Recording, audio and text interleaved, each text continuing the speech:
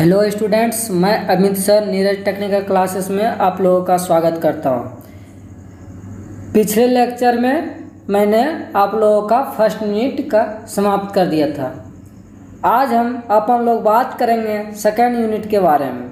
Second unit है AC fundamental. तो आइए एसी फंडामेंटल के बारे में कुछ जानकारी लें। एसी फंडामेंटल मतलब हुआ क्या हुआ? Alternating current. तो अल्टरनेटिंग करंट और वोल्टेज के बारे में कुछ जो है बेसिक जानकारी लेते हैं। तो एसी वोल्टेज और करंट मतलब alternating voltage and alternating current. तो अल्टरनेटिंग वोल्टेज में आइए जिसे आप लोगों को एक ग्राफ के द्वारा हम बताते हैं। आप साइन वेव का ग्राफ देखे होंगे, ये है, ये क्या हो गया? साइन वेव का ग्राफ। मान लीजिए ये है आपका वोल्टेज, ये हो गया टाइम, ठीक है।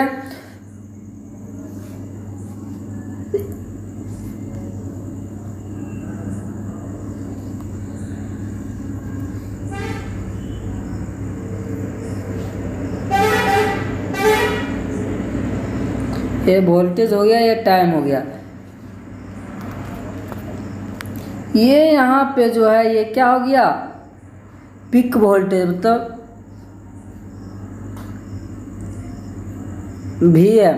यहाँ क्या है आपका? ये 0 से स्टार्ट हुआ, यहाँ ये पाई हुआ, यहाँ क्या हो जाएगा? 2 पाई। यहाँ जो आएगा ये कितना आएगा? 90 डिग्री, पाई/2। यहाँ पे एक आएगा, ये हो जाएगा 3 पाई/2। तो ये VM जो आपको ये क्या हुआ? ये पीक वोल्टेज हुआ, मतलब मैक्सिमम वोल्टेज हुआ। तो वोल्टेज बराबर हम लोग लिख सकते हैं, क्या लिखेंगे? वोल्टेज बराबर VM साइन T। अगर यहाँ ओमेगा T रहेगा तो यहाँ हो जाएगा ओमेगा T, ठीक है। तो ये हो गया आपका वोल्टेज। इसी तरह अगर करंट का बात करेंगे तो ग्राफ करंट का बताते हैं आप लोगों को। ये हो गया टाइम, ये हो गया करंट।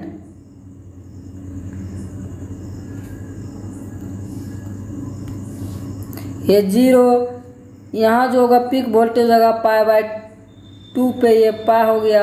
यहाँ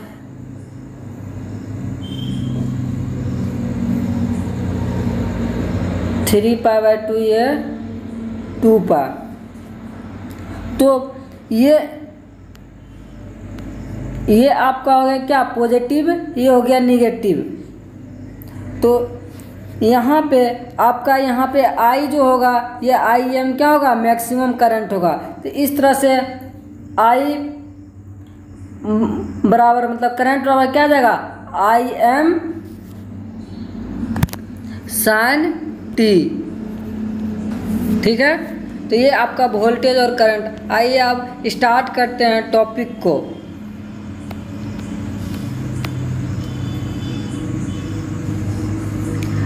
सबसे पहले आप लोग साइकिल के बारे में समझे।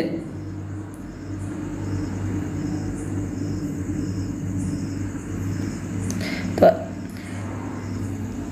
साइकिल, ये देखिए, ये जो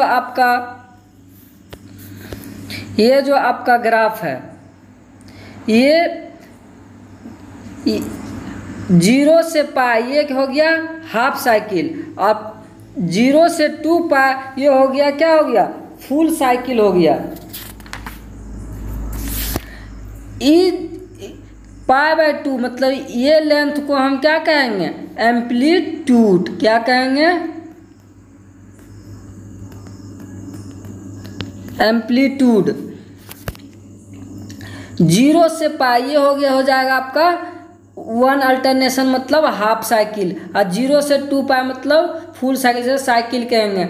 अगर यहाँ पे देखा जाए तो ये मैक्सिमम वोल्टेज होगा VM, और यहाँ पे देखा जाए तो ये आपका -VM।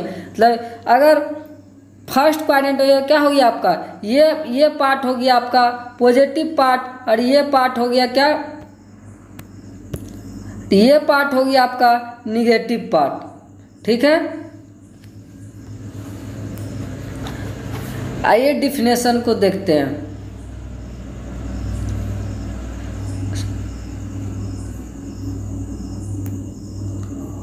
When a periodic wave such a sinusoidal wave goes through one complete cycle of positive और निगेटिव, वन कंप्लीट साइकिल आपका कैसे हो गया, ये हो गया आपका पॉजिटिव निगेटिव का मतलब हुआ ऊपर का पार्ट ये पॉजिटिव पार्ट हुआ और ये नीचे का पार्ट क्या हुआ निगेटिव पार्ट। तो ये दोनों पार्ट मिला के आपका 360 डिग्री का साइकिल पूरा कर लेता है, वन साइकिल ये पूरा कर लेता है। यहाँ से लेके यहाँ तक ये वन साइकिल आपका पूरा कर लिया तो उसे क्या कहेंगे साइकिल, या अदर वे में समझ सकते हैं incomplete one alternation when it goes through one complete set positive and negative value set you have complete one cycle. One alternation का मतलब आपका हो गया 180 डिग्री, मतलब यहाँ से जो यहाँ आया कितना का हुआ 180 डिग्री, और फिर यहाँ से यहाँ जो होगा पाई से 2 पाई 180 डिग्री। तो वन अल्टरनेशन आप 0 से पाई को बोलते हैं। वन अल्टरनेशन किसको बोलते हैं 0 से पाई को। अब फुल साइकिल वन साइकिल कहेंगे 0 से पाई फिर पाई से 2 पाई, ये पूरा आपका हो गया क्या हो गया फुल साइकिल, इसे कहेंगे वन साइकिल। इसी में टाइम पीरियड फ्रीक्वेंसी के बारे में भी हम आप लोगों को बताएंगे। टाइम पीरियड समझने से पहले आइए फ्रीक्वेंसी के बारे में समझते हैं। फ्रीक्वेंसी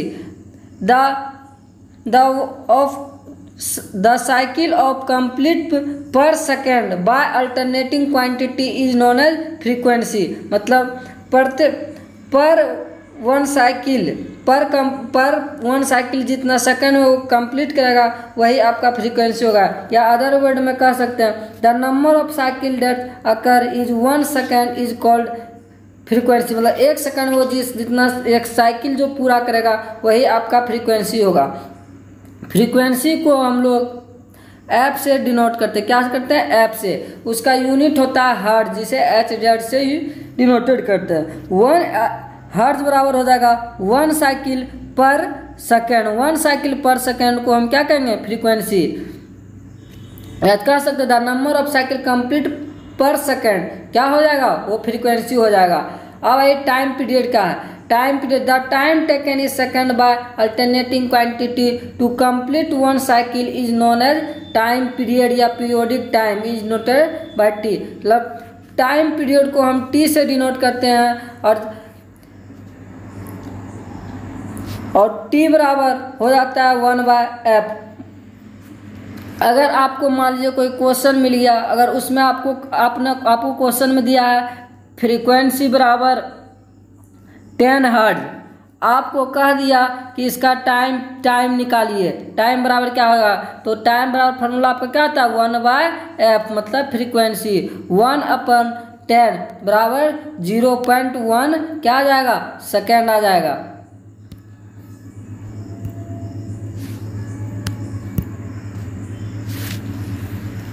क्या आ जाएगा 1 सेकेंड आ जाएगा। इसी के बीच में थोड़ा इंस्टेनियस वैल्यू इंस्टेनियस वैल्यू हो गया आपका, ये आपका ग्राफ है, ये आपका AC ग्राफ है, ये आपका मान लीजिए वोल्टेज है, ये मान लीजिए टाइम है, ये आपका 90 डिग्री पे यहाँ पे आप जान रहे हैं VM है π/2 पे। यहाँ से आप यहाँ से ग्राफ ये बढ़ गया, यहाँ तक आपका इस टाइम पे ग्राफ यहाँ था, मतलब आपका इस तरह चल रहा है साइकिल, एक इसमें जो हुआ मतलब ऐसा हुआ एक कंप्लीट साइकिल इस तरह से आपका चल रहा है। ऐसा एक टाइम आया जो कि एक ग्राफ यहाँ ना चल के ये डायरेक्ट यहाँ पहुँच गया, तो वह इंस्टेनियस हुआ, मतलब अचानक जो होगा वही मेरा इंस्टेंट जो मतलब इंस्टेंट होगा उसी को हम इंस्टेनियस वैल्यू कहेंगे, या तो वो इंस्टेनियस करंट हो सकता है या इंस्टेंटेनियस वोल्टेज हो सकता है। उसी जहाँ पे देखिए डिफिनेशन है the value of an alternating quantity eight particular instant of time, मतलब जिस टाइम में वह इंस्टेंट बढ़ेगा उसी को हम क्या कहेंगे इंस्टेनियस वैल्यू कहेंगे। आगे आइए देखते हैं अगला टॉपिक देखते हैं average and average A mean value of alternating current, मतलब एवरेज वैल्यू या क्या होता है, उसका मीन वैल्यू क्या होता है उसके बारे में देखते हैं। तो it express by that study current which transfer across any circuit same charge as transfer by AC during, मतलब सेम चार्ज को वो ट्रांसफर करने में कितना टाइम लगे उसी को हम कहेंगे एवरेज वैल्यू। एवरेज वैल्यू बराबर एरिया अंडर वन साइकिल, मतलब जो एरिया का वन साइकिल और उसका टाइम पीरियड जो होगा रेशियो होगा वही मेरा एवरेज वैल्यू होगा। अब देखिए एसी एवरेज वैल्यू कैसे निकालिएगा। ये आपका हो गया, ये आपका मान, ये हो गया आपका फेजर, मतलब ये आपका हो गया साइनोसोडल का हाफ साइकिल का 0 से पाई के बीच। तो एवरेज बराबर होता है भी वोल्टेज या एवरेज एसी बराबर 1/T root under 0 to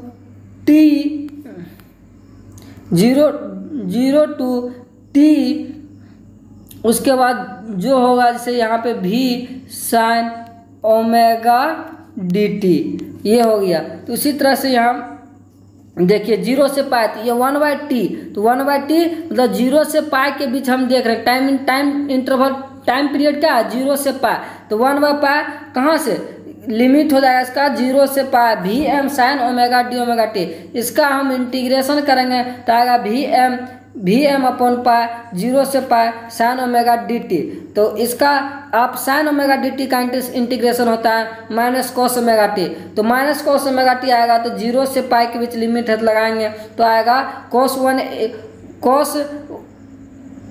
pi minus cos 0, cos pi का मान होता है -1 और कॉस 0 का वैल्यू 1, तो इस तरह से आ जाएगा 2Vm अपॉन पाई। यहाँ हो जाता है इसका वैल्यू सॉल्व कीजिएगा आएगा 0.637 आएगा। यहाँ थोड़ा मिसप्रिंट हो गया है, इसको आप देख लीजिएगा 0.6337 Vm, तो यहाँ आ जाएगा 7, तो ये एवरेज हो गया। अब आइए यही अगर आप चाहते हैं हम फुल साइकिल का देखें तो फुल साइकिल का कीजिएगा तो 2 पाई हो जाएगा 1/2 पाई, यहाँ पे आप Vm साइन ओमेगा टी भी ले सकते हैं लेकिन हम ए लिए हैं आपको लोगों के लिए।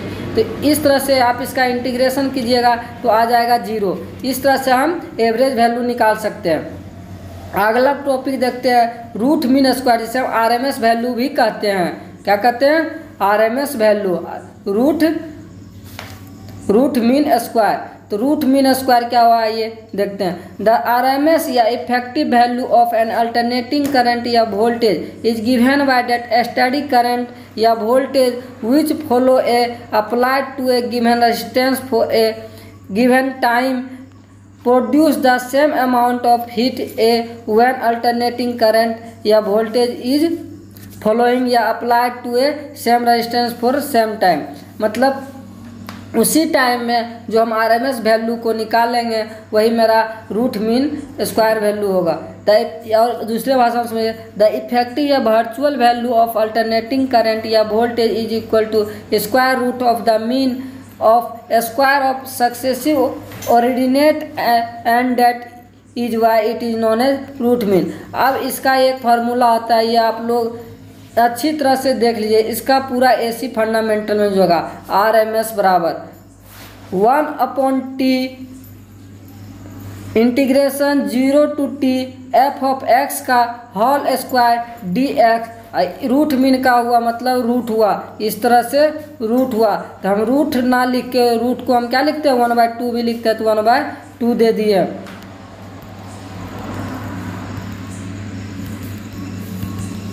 अब आइए इसको वेव डायग्राम से समझते हैं।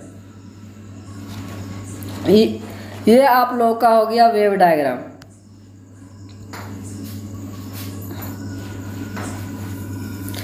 यहाँ से देखिए 0, यहाँ पे वोल्टेज मेरा मैक्सिमम कर रहा है तो V बराबर Vm साइन ओमेगा टी 0 से पाई। फिर यहाँ पे देखिए निगेटिव में यहाँ -V मैक्सिमम करेगा।